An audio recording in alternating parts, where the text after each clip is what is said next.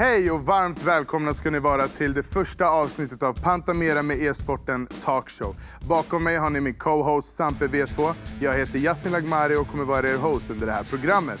Idag ska vi få träffa vår alldeles egna CS-superstar Ludvig Brollan Brolin. Vi kommer att få se när jag själv får möta honom i en one-on-one. Prata lite om Corsair DreamHack Masters Malmö 2019-vinsten. Och eventuellt få lite mer insikt på vem Ludvig Brolin faktiskt är. Så nu sätter vi igång. Let's do this.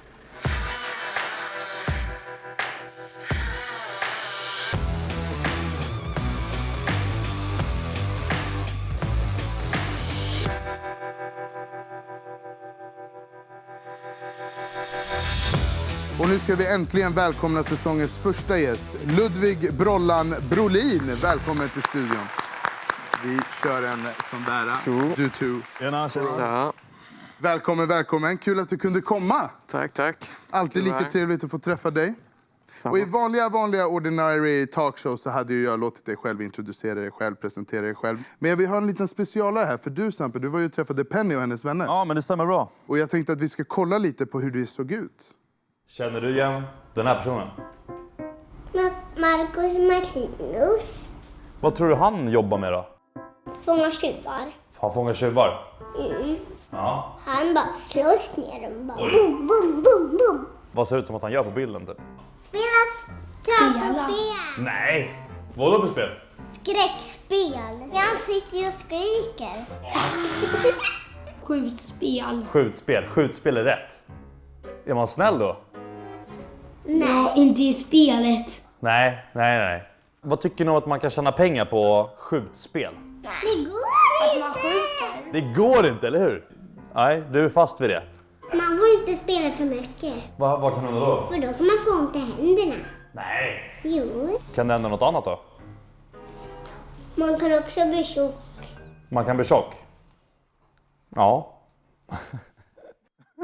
Nej, det var ju mycket som stämde överens, eller? Men det stämmer att du fångar tjuvar? Ja, men typ, yes. Kanske Ja, det är så. Döda. Alltså, ja, exakt döda. Eller hur? Det är väl mer inte accurate, fångar, right? ja. Ja, men alltså, vilka grejer hade de rätt på där, om man säger så? Uff. Alltså, du tjänar ju pengar på CSGO, det är ditt Ja, jobb. exakt. Den är ju rätt. Kan man få typ träningsverk av att spela för mycket? Alltså, vet du, det händer. Men det kan man väl, eller? Man kan det va? Alltså nej, inte när jag vill spela CS. Men typ när man kanske drar upp en PS4-kontroll eller någonting som kanske kan jag känna lite ibland. Och, Det är ovant exakt. om man jämför med mus. Men annars om någonting i händerna så är det ingenting jag känner. Det är bara att jag kanske känner mig utmattad i hjärnan. Om man säger, exakt. efter man har spelat Hur ofta snittar du att spela om dagen, skulle du säga? Ungefär. Alltså med laget så spelar vi kanske 5-6 timmar per dag. Och sen är det mer individuellt mot kvällen. Så det kanske blir mot 10-11 timmar per dag. Det är så mycket alltså. Och det är sjukt. Det gör jag också, så att jag ska inte säga... Jag är inte där, Nej, jag vill bara dömer säga. inte. Men kul. Men vi ska ju prata lite om din karriär här. Och jag vill ju ändå säga att jag ändå var med i ett lite tidigt skede. Har ett videoklipp jag gärna vill visa här. Jag tror att du vet vilket det är. Japp. Och sen går vi lite vidare på dina bedrifter och allt vad det nu kan vara. Så vi kollar in. Yes, vi står då med vinnaren i ZN och dagens toppfagge. Brollan, vi börjar med dig. Talang. Det känns jävligt bra, det ska vara ärligt. Vi var ute och festade stenhårt igår. Vaknade. Jag är inte trött eller så, jag spelade bara allmänt skit. Men, Ludvig, vilken jävla hjälte alltså. Det här är nya Forest, jag kallar det redan nu. 2017, det här är nya Forest. Det här var ju 2017. Jag var blond då också, det är väldigt intressant. Men hur gammal var du där? Jag hade precis fyllt 15. Hade precis Dagen fyllt 15. innan. Ja. För båda dina föräldrar var med där. Men när började din karriär? Alltså, när började du gamea kanske är mer speciellt? Ja, alltså när jag började gamea CS, det var ju ibland i slutet av 2014 skulle jag säga. Alltså CSGO då. En liten så här fråga jag vill bara flika med. Din allra så här första CSGO-turnering liksom, som du vann. Vad var det för pris liksom? Alltså min första CSGO-turnering.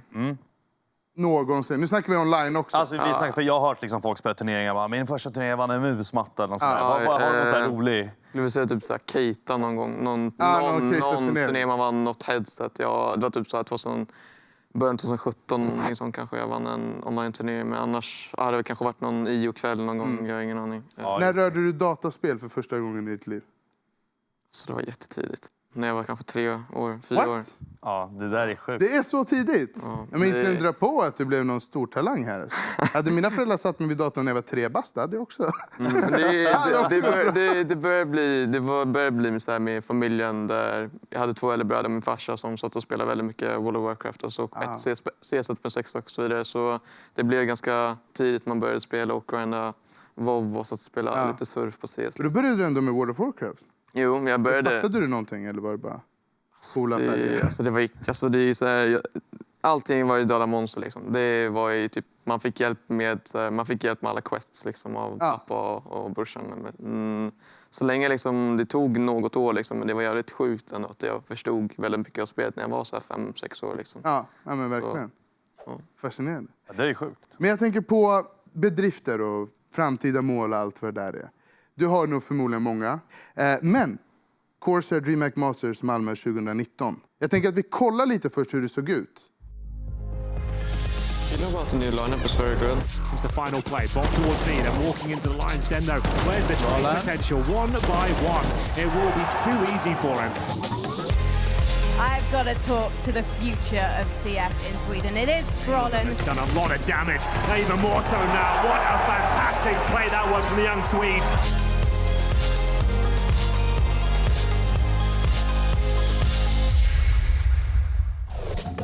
Oh dear. Things are arriving. So it's... With just the knees there! He's dead! Shot! Apex! They only need 2 more! CW only done enough! Shots to save Vitality! Dramatic! Complete the Cinderella story! Live from Sweden! Alltså man kan ju inte få gåshud. Alltså jag tänker att det där är... Jag fick det. Men jag känner det. Det är ju den perfekta turneringen. Det är på hemmaplan. Föräldrarna är där. Du är ung. Hur gick tankarna? Hur gick känslorna när du var där? Alltså, det var ju väldigt overkligt skulle jag säga. Det var väldigt... man hade ju varit i några finaler innan. Men det här var verkligen... alla verkligen var med. Alltså alla topp 15 i hela världen var verkligen med i den turneringen. Och, det var ju det som gjorde allting. Jo, exakt. Och allting som verkligen kände... Vi hade precis fått en ny line-up. Som sagt, det var på hemmaplan. Min mamma och pappa, hela min familj var där och kollade. Och väldigt mycket kompisar liksom. Så det var väldigt overkligt liksom. Det tog några dagar innan man insåg att man hade vunnit liksom. Ja, men verkligen. Det är sjukt. Jag måste säga det där klippet på Mirage där med CZ. När du tar ner typ 3-4 stycken. Det har väl blivit en liten stor highlight ändå, måste jag ändå säga. Alltså för jag kommer ihåg att det var många som skickade till mig. Kolla, Brollan gör kaos i Malmö just nu på Mars. Och jag bara, shit vad är det som händer? Se klippet. Jag bara, shit. Men för jag tänkte på det. För alltså, vi har ju spelat mot varandra i de senaste åren. Och när man spektatar dig under turneringsgång, det är ju samma Brollan vi får se. Vad händer när du sätter dig på scenen? Hur går nerverna? Så många ser mig som att jag är lite så här, känslokall om man säger så. När det kommer verkligen till utseende, hur jag reagerar på saker. Men det där med att verkligen få de här reaktionerna från mig ändå, jag tycker ändå det är så här, man blir ju glad inombords men man kanske inte ska visa ut det för att man har liksom kanske bara vunnit en runda, man har inte vunnit gamet liksom. Så är det verkligen. Och jag känner att man måste fortfarande ha 100% fokus in-game istället för att verkligen, man har vunnit en runda men det är ändå en till runda precis efter liksom. Vi möttes ju här, vårt egna lilla lag, 1-on-1. Och jag tänker att vi ska kolla lite på hur det gick. Det såg ut så här. Okej, let's go. All right. Alltså jag har ju ingenting att förlora på den här fighten. Nej, du säger att jag har press på mig. Ja, du har pressen på dig. All right. Jag är okej. Vi börjar lite uppförsbacke, men det är så det. Men alltså, ni måste förstå att jag möter en talent, supertalent, okej? En av de bästa.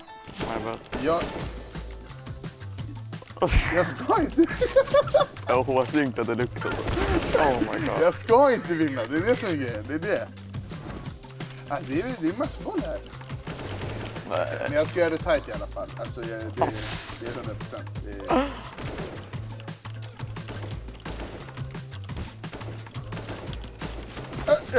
Det går inte, Ima, det går inte. Många hade tappat huvudet länge sedan. Men vi är kvar. Jag frågar. Nej, jag tror. GG's my brother, GG's. Men det jag säger, 10-7, det är helt okej. 10-7, det är ändå okej. Jag vill ändå ge mig att jag fick 7 rundor. Nej, jag är förvånad. Jag trodde du skulle bli jag är nollad. entertainer, right? You know? Men ärligt nu, jag vill veta. Jag som spelare, 1-10. Vill du verkligen veta? Aj, det Jag är vill lite jättegärna veta. Men ungefär. Det beror på vad du ser, liksom, vad ser du mig som? Liksom? Okej, om vi ska säga, jag ser det som en stabil 9. Okay. För att man kan inte säga 10. All right? Det går inte. Det är klart man kan. Nej, men då har man ju inget att sträva efter, tänker jag. Okay. All right? Ja, men... Stabil jävla 9 liksom. Okay. Och 10, då tänker jag simpel. Zaivo. Device 9,7. Brolla 9. Och Krimse med dig där. Okej. Så då vet du ribban. All right? 1-10. Jag skulle säga men 3-4. Ah shit. Jag trodde för att du skulle säga 6. You know, 6,5, en stark 6. Det är okej, jag tar det. Men, enough about this. Brollan vet vi alla om. Så jag tänker att vi ska prata lite mer om vem är Ludvig Brolin? Alltså hobbys. Jag menar, du kanske ritar canvas på fritiden. Vad vet jag? Vad gör Ludvig Brolin när han inte gamer dataspel? Svårt liksom. Jag alltså varje dag jag sitter som sagt 10-11 timmar framför datorn liksom. Och sen alltså jag gör inte så mycket liksom. Jag har precis fyllt 18 kanske. Det är det jag tänkte säga. Liksom, jag har precis fyllt 18 kanske går ut någon gång, man vet inte. Men just nu så liksom har jag mitt playbreak så att det är liksom en månad där alla har playbreak. Så att okay. Men det där måste ju ändå vara jäkligt skönt att bara veta. Alltså, den här månaden så man har inte liksom den pressen och sådär. Jo. Det är bara men då spelar du ingenting på en hel månad. Det är klart. Det blir ju liksom, men det är inte alls samma. Nej, exakt. Man har haft jävligt svåra månader. Det har varit hela tiden fokus liksom. Och nu egentligen får man ta det lugnt och det känns jävligt skönt liksom. Det är klart man spelar liksom lite individuellt med polare och sånt. Men, ja, ingenting. men det blir mer att man spelar för att det är kul och inte för att man ska bli bäst. Ja, exakt. Men du sa att du precis fyllt 18. Så när du vann turneringen där, Corsair DreamHack Masters Malmö 2019. Det undrar jag också. Det snackade du om innan. Ja. Då var du ju inte 18 va? Så hur firade vi vinsten där? För alla lagkamrater är över 18. Jag antar att det är efterfester och det är ditt och datten och... det är ganska galet. Vad gjorde du? Jag firade bara med boysen. Men gonna leave it at that. Kom du in på efterfesten? Ingen kommentar. Okay. Oj. All right, vi kommer inte säga någonting. Vi stannar där. Men det var ett bra firande. Ja, det var jävligt. Men det finns ett väldigt hårt klimat bland e-sportare generellt sett. Jag tänker på toxicity, matchmaking och whatever. Du som var så ung när du började. Hur har du upplevt din spelarroll i det hela? Har det varit jobbigt? Har det varit tufft? Det har inte varit så jättetufft om jag skulle vilja säga så. Liksom. Jag har alltid varit den här lilla kidden liksom, som alltid har spelat CS. Jag har alltid varit med mina brorsas polare. Liksom. Jag har alltid varit den här lilla ungen. Liksom. Och sånt har man fått höra att man är 14-15. Alla sitter och kallar mig P12, allting som alla har. Ändå var han ju bäst. Ändå var han bäst. Du kanske hade mycket att leva på det, att du var så jävla duktig. Jag kan ju tänka mig att i laget så är det en viss sammanhållning och det att man har varandras rygg och man berättar och pratar med varandra hur man känner och tänker och whatever. Och är det du känner har hjälpt eller har det bara med åren blivit att du inte tagit åt dig? Alltså, för ungefär 1,5 år sedan hade vi tog med en mental coach i lag. Exakt, som liksom lärde mig verkligen inte att ta åt mig av andra, vad folk skriver, hur liksom försöka tänka på nuet, in-game-mässigt och så vidare. Så att det blev bara en helt vana att sluta tänka på folk, liksom, vad folk skriver. Liksom. Men det här med mental coach, jätteintressant. Har ni individuella sessions med den coachen eller är det laggrejer? Och kan du berätta vad ni eventuellt gör eller inte gör? När vi väl är på turnering och alltså på bootcamp och så vidare så brukar vi ha ett man ska säga, inget kostschema, men vi är ändå så här, vi har inget socker, vi har mest ganska nyttig mat liksom, för att få energin och verkligen energi för dagarna och så vidare. Och sen när det kommer till individuella sessions och sånt liksom, så har vi gemensamma och individuella liksom. Så att vi får prata ut med han och om problem vi kanske har i laget eller men liksom gemensamt. Liksom. Nyttigt ändå. Ja. För jag vet Hur viktigt är det där? Alltså så här... Så jag tycker direkt kommunikation är väldigt viktigt. Faktiskt. Det är väldigt viktigt att säga, liksom, bara prata med varandra. Du kommer inte ha något bra lag om du snackar bakom ryggen på varandra. Exakt. Vad händer om någon, liksom, säg att du inte klickar med någon spelare? Alltså, jag har haft olika lag där man kanske inte klickar så jättemycket personlighet. Liksom. Men just nu så har jag ett väldigt perfekt lag där alla har det jävligt roligt och alla har den humorn som man skrattar 24/7. Det är väldigt skönt. Och det finns vissa lag som jag vet liksom, som inte har den här världens bästa feelingen eller känslan i lag liksom, som har de här problemen. Och, man ser det på resultaten också att det inte... Jag tror det gör jäkligt mycket som du säger. Alltså att man klickar bra med alla laget. Ja, men så det räcker med att en person inte klickar med den andra. Nej, men det och är där broke liksom. Skulle du kunna spela ett lag där ni emotionellt inte klickar men på en proffsnivå ändå kan vinna matcher? Alltså, det är klart, du måste inte alltid klicka. Du behöver bara ha de här timmarna per dag. Liksom, som du kanske inte gillar alla på jobbet. Liksom, Nej, det är det jag menar. Exakt, liksom, sånt. Man behöver ju alltid inte liksom, umgås utanför spelet. Liksom. Men nu har vi ett roligt moment. Du slog ju mig i CS, men vad du inte visste var att vi är ju tag team här, duo. Så nu, vi vet att du kan aima på online, men nu ska vi testa aima i verkligheten. Så vi kommer köra ett moment som heter Vem kan slå Sampe? Och då är det inte våld, utan då är det mer kasta boll. Du kommer kasta en boll i en liten korg. Och den som vinner kommer vi räkna antalet bollar. Och för varje boll ni satt skänka 100 kronor till Musikhjälpen via Pantamera med e-sportbössan. Så jag tycker att vi går fram, vi ställer oss upp och så kör vi igång. Då står vi här. Reglerna är simpla. 30 sekunder på er att sätta så många bollar ni kan i korgen. Vinnaren får skänka pengar. Förloraren, snälla vinn bara. Jag ska vinna. Right. Får jag hålla i hinken? Vi får hålla i hinken, men ni får bara kasta en boll i taget. Jag kommer räkna ner er. Är ni redo? Nu är jag redo. 3, 2, 1, go! Kom igen nu Sampe, snälla. Nice, det är bättre än igår. När du övar. Nice, okej, 4-2. Okay, nej, men det går ju bra här. Ja, det går jättebra. Det är ju Brollan som... Det är inte online, det ser man direkt. jag har... Det här är en säker vinst. 15 sekunder har gått också. Samma tempo nu. Nej. Fokus på rätt saker. Fokus på rätt IRL-aimet. Ja, nej, men jag tror att vi har det här. Ja. Det är 3 sekunder kvar. 2, 1. Stopp. 13 bollar. Nej. Sampe. Och du är den vinnaren. Yes! Ja, 1300 spänn till Musikhjälpen. Pantamera med sportenbössan. Skitnice. Ja, det känns skönt. Thank you, för jag förlorade online. Och men då vann vi någonstans i alla fall. Jätteviktigt.